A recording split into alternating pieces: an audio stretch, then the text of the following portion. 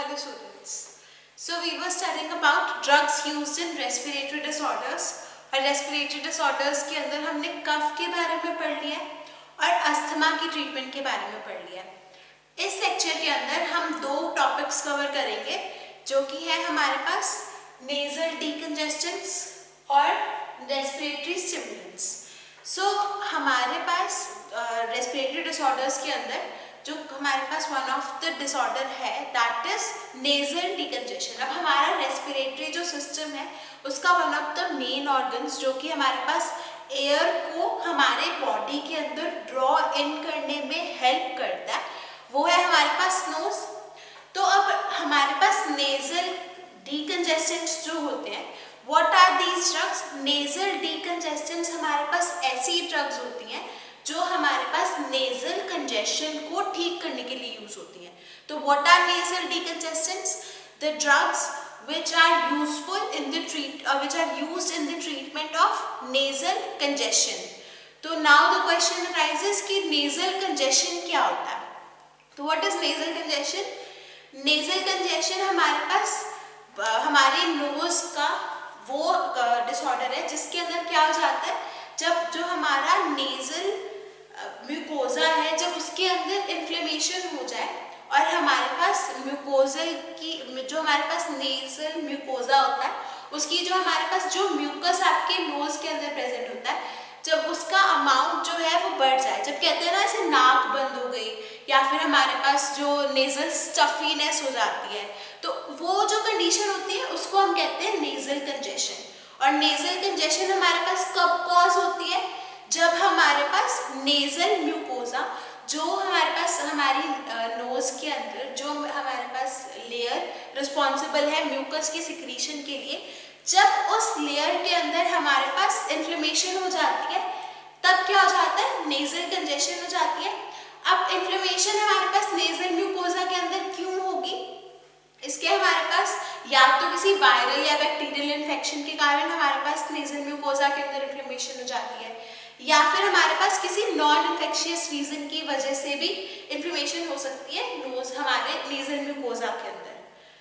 तो अब जो ड्रग्स हमारे पास नेजल ऑब्स्ट्रक्शन को रिलीव करती हैं यानी कि रिमूव करती हैं उन ड्रग्स को हम कहते हैं nasal डीकंजेस्टेंट्स। So the drugs which relieve the nasal obstruction are known as nasal decongestants। So अभी जो ये nasal decongestants होते हैं ये हमारे पास इनका काम क्या होता है? बेसिकली जो nasal decongestants होते हैं ये हमारे पास क्या करते हैं, मैकेनिज्म ऑफ एक्शन क्या होता है इनका? ये वेजो कॉन्स्ट्रिक्शन करवा देते हैं हमारे पास म्यूकोजल ब्लड वेसल्स की और हमारे पास डिक्रीज कर देते हैं जो हमारे पास थिकनिंग होती है जो स्वोलन नेजल म्यूकोजा होता है उसकी हमारे पास क्या हो जाती है, उसको हमारे पास थिकनेस को डिक्रीज करवा देते हैं। So what do the nasal decongestants? तो हमारे पास दो चीजें करते हैं। पहला तो हमारे पास वेजो कॉन्स्ट्रिक्शन करते हैं। किसकी वेजो कॉन्स्ट्रिक्शन करते हैं? जो नेजल म्यूकोजा को ब्लड सप्लाई करती हैं जो नर्व्स उनके अंदर हमारे पास ब्लड वेसल्स को कॉन्स्ट्रिक्ट कर देते हैं फर्स्ट। सेकेंडली हमारे पास क्या करते हैं, जो हमारे पास स्वेलिंग हुई है नेजल म्यूकोजा के अंदर उसकी थिकनेस को डिक्रीज कर देते हैं। सो nasal डीकंजेस्टेंट्स act by vasoconstriction of mucosal blood vessels and by decreasing the thickness of the swollen nasal mucosa। So जो swollen nasal mucosa है उसकी हमारे पास थिकनेस डिक्रीज हो गई और हमारे पास वेसोकॉन्स्ट्रिक्शन हो गई जो हमारे पास हमारा नेजल ब्लड वेसल्स है नेजल म्यूकोजा के ब्लड वेसल्स हैं। तो अभी हमारे पास जब हमारे पास ये हमारा mechanism of action nasal decongestion से चला आता है तब क्या हो जाता है, जो हमारे पास म्यूकोजल कंजेशन हो जाती है कोल्ड की वजह से या फिर किसी एलर्जिक कंडीशंस की वजह से या फिर हे फीवर की वजह से या फिर साइनसाइटिस की वजह से, तो उसके अंदर हमारे पास ट्रीटमेंट के लिए जो हमारे नेजल डीकंजेस्टेंट्स है वो यूज किए जाते हैं। अब नेजल कंजेशन के लिए हमारे पास जो सिम्पैथोमिमेटिक अमीन्स है जैसे एड्रेनालिन है वो भी हमारे पास यूज किए जाते हैं एज ए नेजल डीकंजेस्टेंट्स। अब हमारे पास जो नेजल डीकंजेस्टेंट है उसके नेजल डिकंजेशन के अलावा हमारे पास कुछ सिस्टेमिक इफेक्ट्स आते हैं और इरिटेशन कॉज करते हैं, और हमारे पास जनरली रीबाउंड कंजेशन हो जाती है। लाइक इनिशियली जब तक हमारे पास हमारी जो हमारे पास सिम्पैथोमिमेटिक अमीन्स बॉडी के अंदर प्रेजेंट है, जैसे कि एड्रेनालिन जब तक बॉडी के अंदर प्रेजेंट है तब तक तो हमारे पास जो हमारा नेजल पाथवे है वो हमारे पास डीकंजेस्टेड रहेगा। लेकिन जैसे ही हमारे पास उसका जो इफेक्ट है वो फिनिश हो जाता है तब हमारे पास क्या हो जाता है, रीबाउंड कंजेशन हो जाती है, मतलब वापस हमारे पास जो नोज है वो ऑब्स्ट्रक्ट हो जाता है या ब्लॉक हो जाता है या फिर स्टफीनेस हो जाती है नोज के अंदर। तो इसलिए हमारे पास क्रॉनिक राइनिटिस हो जाता है due to the use of sympathomimetic means. इसीलिए हमारे पास जो एड्रेनर्जिक ड्रग्स हैं वो हम हाइपरटेंशन की पेशेंट्स के अंदर यूज नहीं करते, लेकिन लोअर कंसंट्रेशन में हम इन्फेंट्स और चिल्ड्रन के अंदर यूज कर सकते हैं। नाउ अब नेजल डिकंजेस्टेंट की तरह पे हमारे पास एंटीहिस्टामिन्स, एंटीकोलिनर्जिक ड्रग्स और टॉपिकल ग्लूकोकॉर्टिकॉइड्स यूज किए जाते हैं। अब हमारे पास जनरली जो नेजल डिकंजेस्टेंट हमारे पास यूज किए जाते हैं वो हमारे पास ये ड्रग्स हैं, ऑक्सीमेटाजोलिन, ज़ाइलोमेटाजोलिन, नेफाजोलिन, फिनाइलेफ्रीन और एफिड्रिन। ये हमारे पास अल्फा 1 सिम्पैथोमिमेटिक अमीन्स हैं। हमारा जो अल्फा 1 रिसेप्टर होता है, अल्फा 1 एड्रेनर्जिक रिसेप्टर्स, ये जो ड्रग्स हैं ये उसको स्टिमुलेट करती है, और due to the stimulation of alpha 1 receptor हमारे पास क्या हो जाता है, जो हमारी सिक्रीशंस होती हैं उसका जो अमाउंट है वो डिक्रीज हो जाता है, और जिसकी वजह से हमारे पास नेजल कंजेशन नहीं होता। और जो हमारे पास फिनाइलेफ्रीन और जो स्यूडोएफेड्रिन ड्रग होती है ये हमारे पास ऑरली यूज करी जाती है, क्यों, और इनके बाद हमारे पास जो रीकंजेशन है, रीकंजेशन की प्रॉब्लम नहीं होती with the use of alpha 1 receptor agonist. अब इनके अलावा हमारे पास एंटीहिस्टामिनर्जिक ड्रग्स यूज की जाती हैं। अब जो हमारे पास एंटीहिस्टामिन ड्रग्स हैं वो हमारे पास जो सीजनल एलर्जीज होती हैं, ड्यू टू सीजन चेंज हमारे पास जो due to the release of pollen या फिर हमारे पास डस्ट की वजह से हमारे पास जो सीजन की वजह से एलर्जीज होती हैं उनकी ट्रीटमेंट के अंदर हमारे पास जो सीजनल एलर्जीज की वजह से नेजल कंजेशन हो जाता है उसकी ट्रीटमेंट में हम एंटीहिस्टामिनर्जिक ड्रग्स यूज करते हैं। और हमारे पास सीजनल एलर्जीज होती हैं उनके अंदर हमारे पास डिफरेंट सिम्टम्स आते हैं इन कंपैरिजन टू अदर्स हमारे पास एलर्जीज।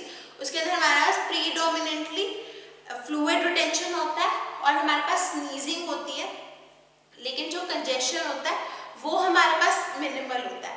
इसलिए हमारे पास एंटीहिस्टामिनर्जिक ड्रग्स यूज की जाती हैं। और जो एंटीहिस्टामिनर्जिक ड्रग्स होती हैं ये हमारे पास प्रोफाइलेक्टिकली यूज की जाती है, यानी कि प्रिवेंशन के लिए यूज की जाती है। अगर पहले से ही अगर किसी पेशेंट को हमारे पास प्रिवेलेंस है या फिर उसको एलर्जिक हमारे पास राइनिटिस हो जाता है due to change in season, तो एंटीहिस्टामिनर्जिक ड्रग्स जैसे कि सिट्रीजिन है, तो सिट्रीजिन उस पेशेंट्स के अंदर हमारे पास प्रिवेंशन के लिए एलर्जिक रिएक्शंस के पहले से ही हमारे पास प्रिस्क्राइब करी जाती है। इनके अलावा हमारे पास एंटीकोलिनर्जिक ड्रग्स भी यूज होती हैं एज नेजल डिकंजेस्टेंट्स। नेजल डिकंजेस्टेंट्स के अंदर एंटीकोलिनर्जिक ड्रग्स का क्या काम होता है? एंटीकोलिनर्जिक ड्रग्स हमने पढ़ा था कि जो हमारे पास एंटीकोलिनर्जिक ड्रग्स होती हैं वो हमारे पास क्या करती हैं, जो ग्लैंडुलर सिक्रीशंस होते हैं उसका जो अमाउंट है उसको डिक्रीज करवा देती है। तो जब हमारे पास ग्लैंडुलर सिक्रीशंस डिक्रीज हो जाती हैं तब क्या होता है हमारे पास, जब अगर सिक्रीशन नहीं होगी हमारे नोज के अंदर तो म्यूकस जो है वो कंजेस्ट या ऑब्स्ट्रक्ट नहीं कर पाएगा नोज को, जिसकी वजह से हमारे पास डीकंजेशन हो जाएगी हमारे नेजल पाथवे की। उसके अलावा हमारे पास टॉपिकल ग्लूकोकॉर्टिकॉइड्स यूज किए जाते हैं। अब जो टॉपिकल ग्लूकोकॉर्टिकॉइड्स होते हैं ये भी हमारे पास प्रोफाइलेक्टिकली और ट्रीटमेंट के अंदर यूज किए जाते हैं एलर्जिक राइनिटिस के। अब जो ग्लूकोकॉर्टिकॉइड्स हैं वो हमारे पास नेजल स्प्रे की फॉर्म के अंदर आते हैं। उसके अलावा हमारे पास नेजल डिकंजेशन के लिए नॉन ड्रग थेरेपीज यूज की जाती हैं, जिनके अंदर हम वो थेरेपीज जिनके अंदर हम ड्रग्स यूज नहीं करते, तो उनके अंदर हमारे पास जैसे स्टीम है या फिर अवॉइड करना पॉल्यूटेंट्स को या फिर पोलन्स को या फिर डस्ट को जो कि एलर्जिक राइनाइटिस कॉज करती है। या फिर हमारे पास सेलाइन गार्गल्स जो है वो करवाए जाते हैं। और उसके अलावा हमारे पास वार्म मिस्ट थेरेपी दी जाती है और नेजल इरिगेशन की जाती है साइनसाइटिस को हमारे पास ट्रीट करने के लिए। सो विद दिस जो आपका नेजल डीकंजेशन वाला पोर्शन है वो फिनिश होता है। तो नेजल डीकंजेशन के अंदर हमने क्या क्या पढ़ा। नेजल डीकंजेशन के बारे में हमने पढ़ा कि नेजल कंजेशन को ठीक करने के लिए हमारे पास जो ड्रग्स यूज की जाती है वो नेजल डीकंजेशन होते हैं। नेजल कंजेशन क्या होती है? नेजल कंजेशन हमारे पास वो कंडीशन है जिसके अंदर हमारे पास जो नेजल म्यूकोजा है उसकी इन्फ्लेमेशन हो जाए किसी वायरल इन्फेक्शन या फिर किसी नॉन इन्फेक्शियस रीजंस की वजह से। अब हमारे पास जो ड्रग्स यूज की जाती है वो क्या करती है, या तो वेसोकंस्ट्रिक्शन कराती है ब्लड नेजल म्यूकोजा के ब्लड वेसल्स की, या फिर क्या करवाती है हमारे पास जो हमारा नेजल म्यूकोजा होता है उसके अंदर जो स्वेलिंग हुई है, इन्फ्लेमेशन हुई है, उसका जो थिकनेस है उसको डिक्रीज करवा के हमारे पास क्या करवा देती है, नेजल डीकंजेशन करवा देती है। और हमारे पास मेजरली जो सिम्पैथोमिमेटिक अमीन्स हैं वो यूज किए जाते हैं for the treatment of nasal decongestion, लेकिन उसके अंदर सिस्टेमिक इफेक्ट्स आते हैं। तो हमारे पास अल्फा 1 रिसेप्टर एगोनिस्ट जो कि हमारे पास ऑक्सीमेटाजोलिन, जाइलोमेटाजोलिन, नेफाजोलिन और फिनाइलेफ्रीन है, ये ड्रग्स यूज की जाती है नेजल डीकंजेशन के लिए। और इनके अलावा हमारे पास एंटीहिस्टामिन ड्रग्स और एंटीकोलिनर्जिक ड्रग्स यूज की जाती है और ग्लूकोकॉर्टिकॉइड्स भी यूज किए जाते हैं for the treatment of nasal congestion. और लास्टली हमारे पास नॉन ड्रग थेरेपीज के अंदर स्टीम या फिर हमारे पास अवॉइड करना हमारे जो पॉल्यूटेंट्स हैं उनको, और उसके अलावा हमारे पास सेलाइन गार्गल्स और हमारे पास नेजल इरिगेशन कराई जाती है ताकि हमारे पास जो नेजल म्यूकोजा है उसका जो कंजेशन है उसको ट्रीट किया जा सके। सो नेजल डीकंजेशन के बाद हमारे पास जो नेक्स्ट टॉपिक आता है दैट इज रेस्पिरेटरी स्टिमुलेंट्स। अब जो रेस्पिरेटरी स्टिमुलेंट्स होते हैं ये हमारे पास कौन सी ड्रग्स होती है, ये ऐसी ड्रग्स होती हैं जो रेस्पिरेटरी सिस्टम, रेस्पिरेटरी सेंटर को जो ब्रेन में प्रेजेंट होता है उसको हमारे पास क्या कर सके, स्टिमुलेट कर सके। अब जो हमारा रेस्पिरेटरी सेंटर है उसकी जो स्टिमुलेशन है वो हमारे पास कब, जो रेस्पिरेटरी स्टिमुलेंट्स हैं हमारे पास इनकी रिससिटेटिव वैल्यू होती है कोमा और फेंटिंग वैल्यू। जो पेशेंट हमारे पास कोमा में चले जाते हैं या जो पेशेंट हमारे पास बेहोश हो जाते हैं, फेंट कर जाते हैं, तो उन पेशेंट्स के अंदर हम वापस से रेस्पिरेटरी सिस्टम को चलाने के लिए हम रेस्पिरेटरी स्टिमुलेंट्स देते हैं।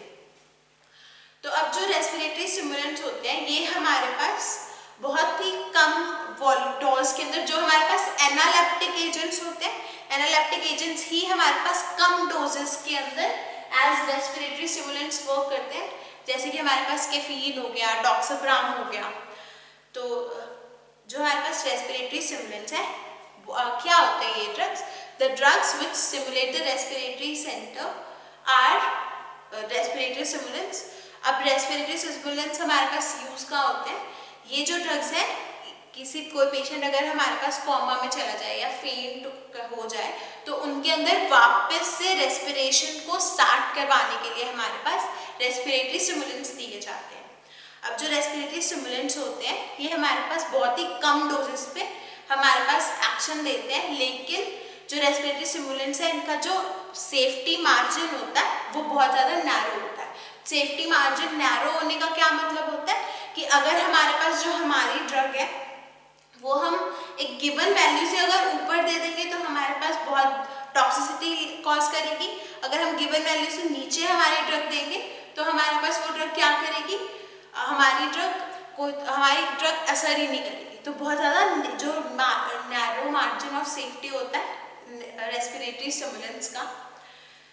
अब हमारे पास जो रेस्पिरेटरी स्टिमुलेंट्स है कोमा और फेंटिंग के लिए जब रिससिटेटिव वैल्यू होती है, रिससिटेटिव जो वर्ड आता है हमारे पास उसका क्या मतलब होता है, रिससिटेशन क्या होती है, जब किसी पर्सन का हमारे पास जो हार्ट है या फिर हमारे लंग्स हैं वो हमारे पास वर्क करना बंद हो जाए और उसको हम वापस लाइफ के अंदर लेके आते हैं। अगर आपने देखा तो जो शॉक दिया जाता है उन पेशेंट्स को हमारे पास वापस से हार्ट को मूव कराने के लिए, तो वैसे ही हमारे पास रेस्पिरेटरी स्टिमुलेंट्स के इंजेक्शन दिए जाते हैं वापस से हमारे पास लंग्स को वर्क करवाने के लिए। तो कोमा और फेंटिंग के अलावा जो हमारे पास हिप्नोटिक ड्रग्स होती हैं, हिप्नोटिक ड्रग्स जब हमने पढ़ी थी तो आपको याद होगा कि हमने बताया था कि हिप्नोटिक ड्रग्स के अंदर रेस्पिरेटरी फेलियर होने के बहुत ज़्यादा हाई चांसेस होते हैं। जितनी भी हमारे पास सेडेटिव हिप्नोटिक ड्रग्स होती हैं, जो उन पेशेंट्स के अंदर फॉरगेटफुलनेस हो जाती है, वो भूल जाते हैं कि उन्होंने ड्रग ली है या नहीं ली, जिसकी वजह से क्या होता है हमारे पास वो ड्रग को ज़्यादा डोज के अंदर ले जाते हैं और जो ड्रग है वो हमारे पास रेस्पिरेटरी सिस्टम को बंद करवा देती है और रेस्पिरेटरी फेलियर से डेथ हो सकती है। तो अगर किसी पेशेंट के अंदर हिप्नोटिक ड्रग्स की वजह से पॉइजनिंग हो जाए तो क्या हो जाता है हमारे पास, तो हम उनको रेस्पिरेटरी स्टिमुलेंट्स देके हम उनको ट्रीट करते हैं। उसके अलावा जो हिप्नोटिक ड्रग्स के अंदर जब तक हम मैकेनिकल वेंटिलेशन नहीं लगाते तो उसके पहले हमारे पास रेस्पिरेटरी स्टिमुलेंट्स यूज किए जाते हैं। जब तक हम मैकेनिकल वेंटिलेशन को वापस रीइंस्टॉल नहीं कर देते। और उसके अलावा हमारे पास जो रेस्पिरेटरी स्टिमुलेंट्स है वो यूज होते हैं उन पेशेंट्स के अंदर जिनके अंदर सफोकेशन हो गई हो, या तो हमारे पास वो अंडर वाटर ड्राउन कर रहे हो, अगर कोई पेशेंट हमारे पास अंडर वाटर ड्राउन कर जाता है, या फिर हमारे पास एक्यूट रेस्पिरेटरी इनसफिशिएंसी आ जाती है। बेसिकली अगर किसी पेशेंट को सफोकेशन हो जाए, उसको ऑक्सीजन ना मिले, तो और उसकी वजह से उसका रेस्पिरेटरी सिस्टम जो है वो शट डाउन करना स्टार्ट कर दे, तो उन पेशेंट्स के अंदर हम रेस्पिरेटरी स्टिमुलेंट्स देते हैं। उसके अलावा जो प्रीमेच्योरली बॉर्न बेबीज होते हैं, प्रीमेच्योर इन्फेंट्स होते हैं, उनके अंदर एपनिया हो जाता है, यानी कि ऑक्सीजन का जो लेवल है वो बहुत ज़्यादा डिक्रीज हो जाता है और वो ब्रीथ नहीं कर पाते। तो उन पेशेंट्स के अंदर या इन प्रीमेच्योर इन्फेंट्स के अंदर हम वापस से रेस्पिरेटरी सेंटर को स्टिमुलेट करके, हम रेस्पिरेटरी स्टिमुलेंट्स का यूज़ करके उनको वापस से रेस्पायर करवाते हैं, ताकि वो हमारे पास इनिशियली मैकेनिकल वेंटिलेशन पे डालने से पहले तो या फिर निक्यू के अंदर डालने से पहले हमारे पास रेस्पिरेटरी स्टिमुलेंट्स दिए जाते हैं। और उसके अलावा अगर किसी पेशेंट को की सर्जरी हुई है जिसकी वजह से उसको जनरल एनेस्थीसिया दिया गया है, तो जनरल एनेस्थीसिया के पेशेंट के अंदर हमारे पास उसको वेंटिलेटर पे हमारे पास अगर किसी पेशेंट की सर्जरी हुई है और जनरल एनेस्थीसिया दिया गया, तो जनरल एनेस्थीसिया के अंदर क्या हो जाता है, हमारे पास हमारे जो लंग्स हैं वो स्टॉप हो जाते हैं और हमारे पास उन पेशेंट्स के अंदर अगर फेलियर हो जाए उनको वेंटिलेट करवाने का, तब हमारे पास रेस्पिरेटरी स्टिमुलेंट्स दिए जाते हैं उस पेशेंट को वापस से रेस्पायर करवाने के लिए। अब रेस्पिरेटरी स्टिमुलेंट्स के अंदर हमारे पास जो one of the major important drug आती है, दैट इज डॉक्साप्राम। अब जो डॉक्साप्राम ड्रग है ये हमारे पास शॉर्ट एक्टिंग रेस्पिरेटरी स्टिमुलेंट है। ये हमारे पास सेंट्रल न्यूरॉन्स को एक्साइट करती है, प्रमोट करती है हमारे पास एक्साइटेशन सेंट्रल न्यूरॉन्स की, और लो डोजेस के अंदर हमारे पास ये ज़्यादा सिलेक्टिव होती है रेस्पिरेटरी सेंटर के लिए। तो बेसिकली डॉक्साप्राम, कैफीन या हमारे पास जो रेस्पिरेटरी स्टिमुलेंट्स है वो क्या करते हैं, वो ये ड्रग्स हमारे पास रेस्पिरेटरी सेंटर को स्टिमुलेट करती है, रेस्पिरेटरी सेंटर को लो डोजेस पे स्टिमुलेट करती है। और उसके अलावा हमारे पास जो डॉक्साप्राम ड्रग है वो हमारे पास कैरोटिड और एरोटिक कीमो रिसेप्टर्स को भी स्टिमुलेट करती है, जिसकी वजह से हमारे पास जो ब्लड प्रेशर होता है वो भी इंक्रीज हो जाता है। अब हमारे पास जो डॉक्साप्राम है ये यूज की जाती है एपनिया की ट्रीटमेंट के अंदर, प्रीमेच्योर इन्फेंट्स के अंदर। और हमारे पास डॉक्साप्राम के कुछ साइड इफेक्ट्स होते हैं जैसे कि नॉजिया, कफिंग, रेस्टलेसनेस। और हमारे पास डॉक्साप्राम की 40 to 80 mg हमारे पास डोज दी जाती है, इंट्रामस्कुलर या फिर इंट्रावीनसली। और हमारे पास एक्यूट जो रेस्पिरेटरी फेलियर्स होते हैं उनकी ट्रीटमेंट के लिए हमारे पास बेसिकली डॉक्साप्राम यूज की जाती है। सो विद दिस आपका जो नेजल डीकंजेशन है और रेस्पिरेटरी स्टिमुलेंट्स है वो फिनिश होता है। अब रेस्पिरेटरी स्टिमुलेंट्स के अंदर हमने बेसिकली हमारे पास रेस्पिरेटरी स्टिमुलेंट्स के अंदर कौन सी ड्रग्स आती है, वो ड्रग्स आती है जो हमारे रेस्पिरेटरी सेंटर को स्टिमुलेट कर सके और जिन पेशेंट्स के अंदर हमारा जो रेस्पिरेटरी सिस्टम है वो बंद होना स्टार्ट हो जाए, वापस से उनको रेस्पिरेटरी सिस्टम को स्टार्ट कराने के लिए रेस्पिरेटरी स्टिमुलेंट्स दिए जाते हैं। सो विद दिस आपका जो drugs used in respiratory disorders है वो कंप्लीट होता है। Thank you.